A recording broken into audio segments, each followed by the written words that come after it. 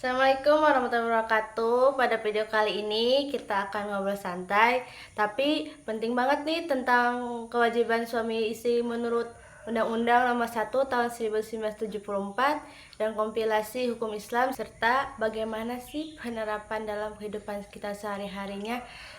Bersama saya Nafisa Nurul Sakinah dan narasumber saya yaitu Ibu Mariam SSY yang akan menjelaskan pembahasan kita kali ini. Dengan penjelasannya dari narasumber, saya akan membacakan ayatnya terlebih dahulu dari surat Al-Baqarah ayat 233 yang berbunyi, A'udzubillahi minasyaitonirrajim, Bismillahirrahmanirrahim. Wal walidatu yurdi'na auladahunna haulaini kamilaini liman arada ay yutimma ar-radha'a wa 'alal mauludi lahu rizquhunna wa kiswatuhunna bil ma'ruf la tukallafu nafsun illa wus'aha la tudarru walidatun bi waladiha wa la mauludun lahu bi waladihi wa 'alal warisi mislu dzalik fa in arada fisalan an taradin minhuma wa tasyawurin fala junaha 'alaihima أردتم أن تسترضعوا أولادكم فلا جناح عليكم إذا سلمتم ما آتيتم بالمعروف الله واعلموا أن الله بما تعملون بصير صدق الله العظيم. Boleh jelaskan apa sih kewajiban suami istri itu menurut Undang-Undang 1974? Oke, dalam hal Undang-Undang Nomor 1 Tahun 1974 itu sengaja dibuat sebagai landasan bagi perkawinan ya, bagi perkawinan terutama kita yang bekerja di kantor urusan agama dalam menindaklanjuti dan menerima pendaftaran dari calon pengantin laki-laki atau calon pengantin perempuan dan segala berkaitan dengan hal pernikahan, termasuk di dalamnya ada diatur mengenai hak dan kewajiban suami istri ataupun sebaliknya, yaitu dalam Undang-Undang Nomor 1 Tahun 1974 hak suami istri itu diatur dalam pasal 30 sampai 34. Ya. Pertama, dalam pasal 33 dijelaskan bahwa suami itu harus memberikan rasa kasih sayang kepada istrinya. Itu yang membentuk itu dalam segi berarti suami harus memberikan nafkah batin kepada istrinya. Nafkah batin itu berupa sekarang kasih sayang, perhatian, ilmu gitu. Karena rumah tangga itu dibentuk dan didasari oleh rasa kasih sayang.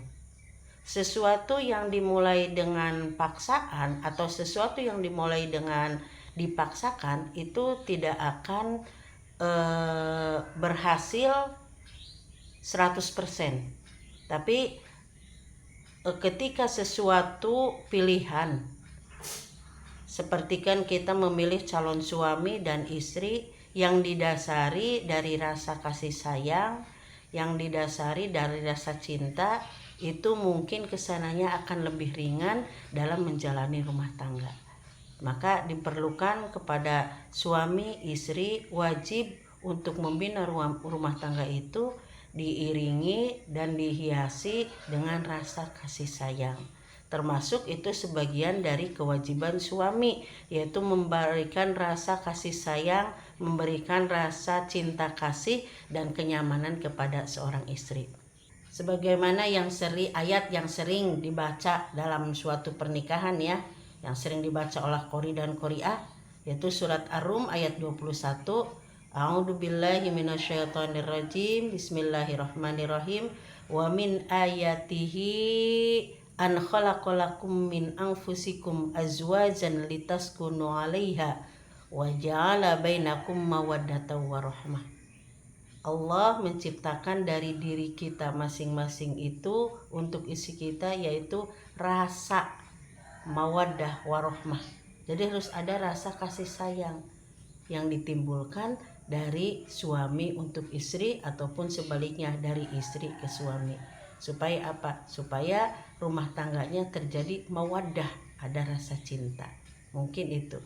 Yang kedua, di pasal 34 Undang-Undang Nomor 1 tahun 1974, Allah juga dijelaskan bahwa sebagian dari kewajiban suami itu kepada istrinya yaitu memberikan nafkah lahir.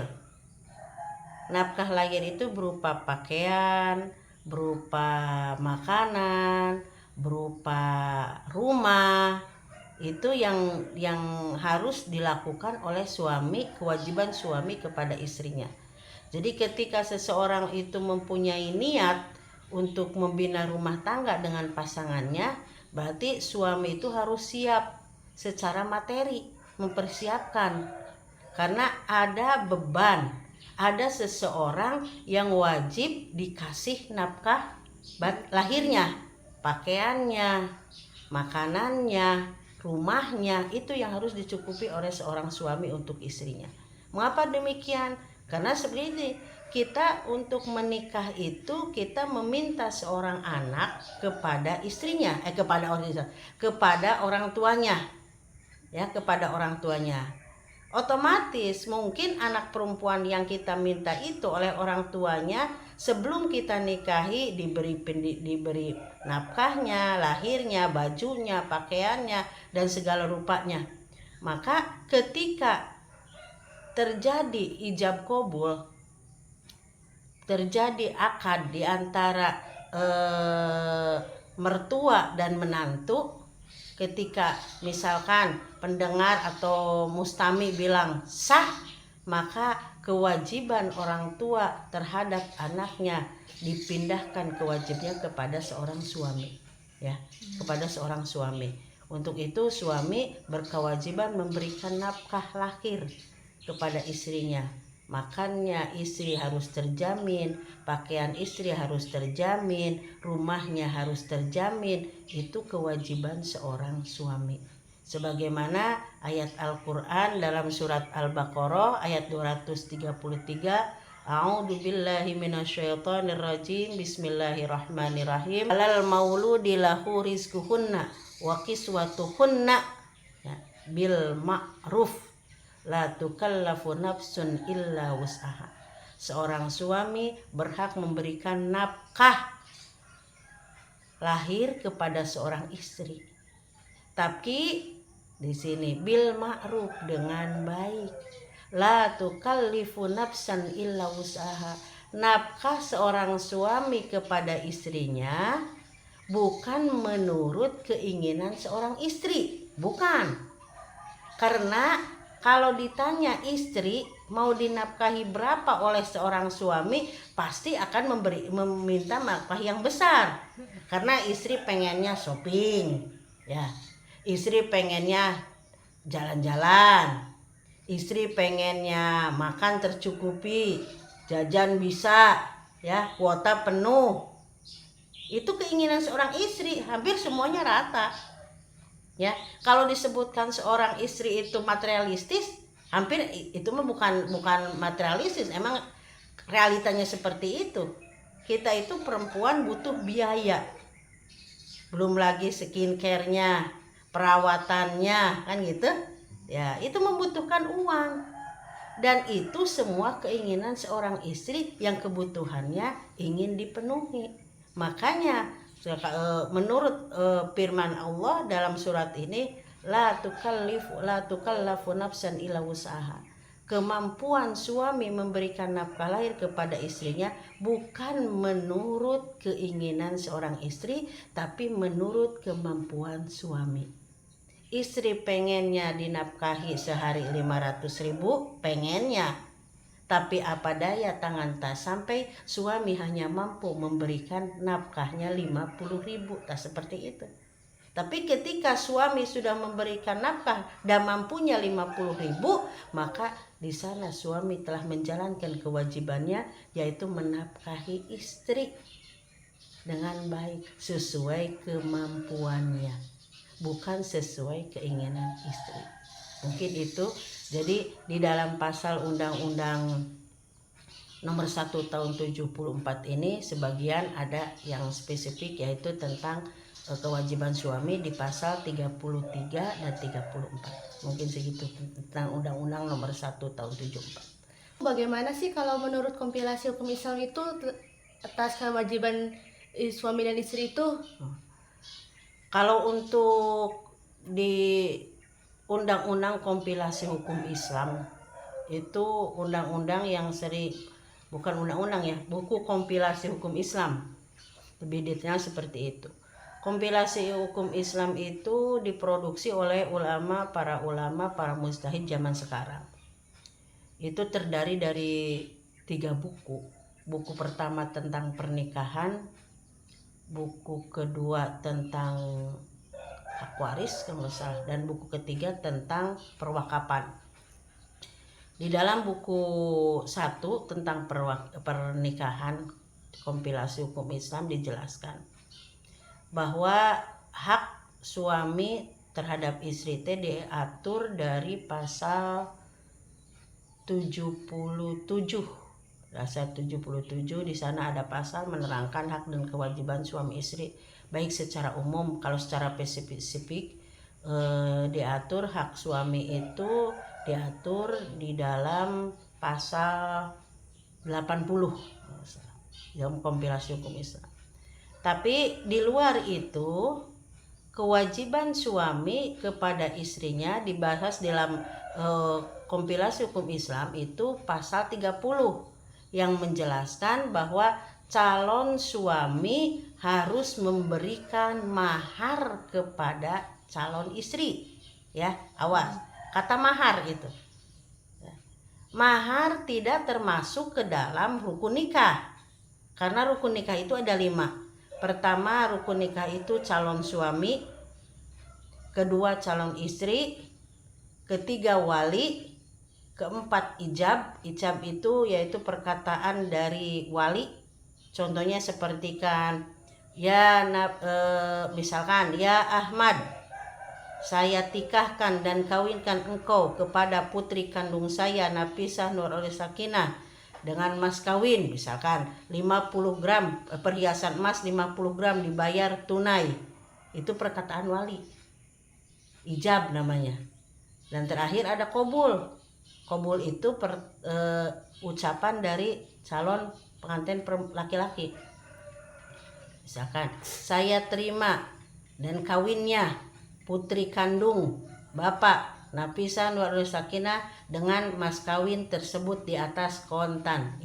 Itu adalah rukun nikah. Jadi ada calon suami, ada calon istri, ada wali, ada ijab, dan ada kobul. Mahar tidak termasuk ke dalam rukun nikah. Ya. Jadi kalau seumpama ada calon suami yang memberikan mahar secara diutang, misalkan saya terima dan nikahnya dan kawinnya Neng Siti bin Bapak Ahmad dengan mas kawin 2 misalkan di kilo emas di hutang, itu tetap sah akad nikahnya. Cuman mahar tidak termasuk ke dalam rukun nikah, tapi mahar harus diberikan, wajib diberikan seorang suami kepada istrinya sebagai penghargaan, ya, sebagai penghargaan untuk istrinya, gitu, calon istrinya. Dan mahar juga ditentukan bukan menurut kemampuan istri, bukan. Biasanya kita di kantor KUA itu kalau calon pengantin datang ke kantor, kita selalu menanyakan hal mahar itu kepada calon suaminya. Kita tanya, "Aa, mas kawinnya mau berapa? Berapa kemampuan seorang suami yang akan memberikan mas kawinnya kepada istri?" Kalau di istri mah jangan dibilang, calon istri pasti akan meminta mas kawin yang besar kan, pengennya mah logam mulia 100 gram. Tapi ternyata kan calon suami tidak mampu, ya, boro-boro 100 gram, misalkan 10 gram juga nggak ada. Ya, jadi kemampuan suami memberikan mas kawin kepada calon istri berapa, tapi itu hukumnya wajib memberikan, walaupun misalkan dengan nominal yang hanya sedikit, 1 gram 2 gram atau berapapun harus diberikan kepada calon istri. Tidak hanya peralatan sholat saja ya, harus berbentuk materi lah, bukan perlengkapan sholat, minimal ada nilainya materi, atau misalkan uang mau berapa rupiah atau emas mau berapa gram, itu wajib diberikan oleh suami kepada istrinya gitu ya. Jadi harus diberikan itu mas kawinnya. Apalagi dalam agama ada yang disebut dengan mahar misil ya, mahar misil gitu, mahar seumpamanya berapa layaknya, berapa ukurannya yang pantas diberikan oleh suami sama istri. Sebagaimana firman Allah dalam surat An-Nisa ayat 4. A'udzubillahi minasyaitonirrajim. Bismillahirrahmanirrahim. Wa atu nisaa sodakotihinna binikhlah. Berikanlah perempuan itu mas kawin yang baik, biniklah dengan baik. Apabila perempuan memberikan mas kawinnya kepada laki-laki, kepada suami dengan baik, mau diterima. Apa maksudnya?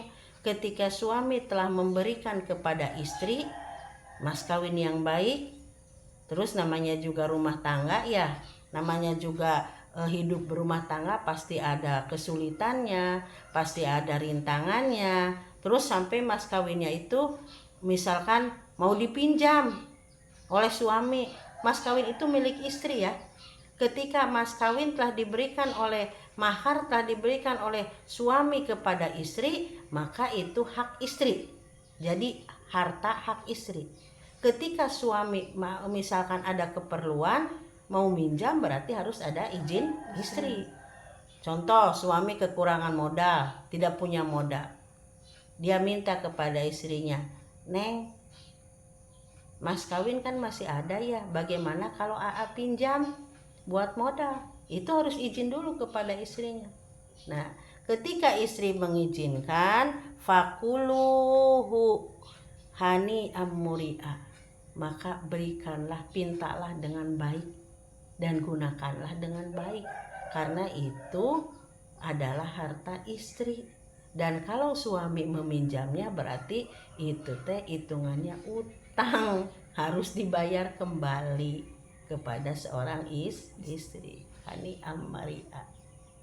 Jadi itu mas kawin ya, kecuali kalau istri benar-benar ridho memberikannya, itu yang dimau oleh agama.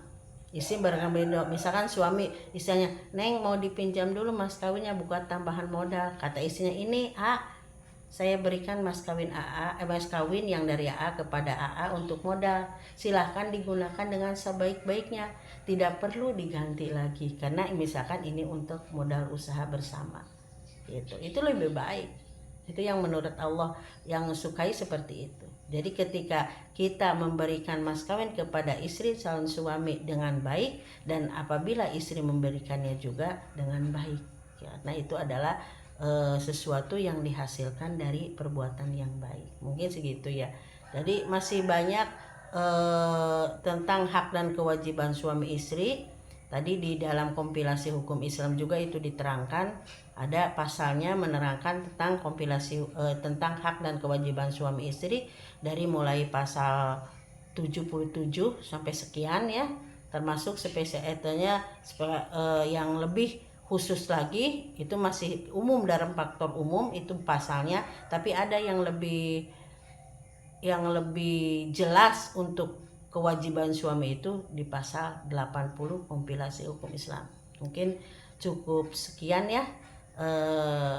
Kalau dibahas terlalu banyak mungkin tidak cukup waktu untuk menjelaskan tentang hak dan kewajiban sebagai suami istri. Mungkin itu sebagian kecil saja pengetahuan bagi rekan-rekan semuanya, dan mudah-mudahan apa yang kita bahas ini menjadikan ilmu bagi para mahasiswa yang suatu saat akan menjadi calon suami ataupun calon istri di masa yang akan datang begitu.